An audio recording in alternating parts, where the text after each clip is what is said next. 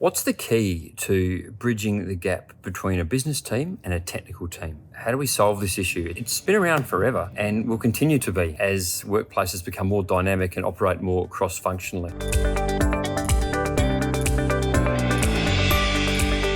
Well, the answer's simple. It's elegant communication. But as simple as that answer is, elegant communication can mean a lot of things to a lot of people. At the Colin James Method, we have a 6-part methodology towards delivering engaging, elegant communication anywhere, anytime, in every single context. And that could be one-to-one, it could be one-to-few in a meeting, or it could be one-to-many if you're having to deliver a talk to 20, 30, 50, 100, 1,000 people, virtually or in the real world. Whatever situation you find yourself in, our methodology based on 35 years plus of research absolutely works. And these elements executed well will allow people, no matter what their background, from coming together. We start with thinking about the needs of the audience, understanding what may motivate them, how they might want to think, feel, what we want them to do, and what they'll commit to at the end of our communication. But we overlay this with our 6-step methodology for great and elegant delivery of communication. It is called PAVERS. PAVERS.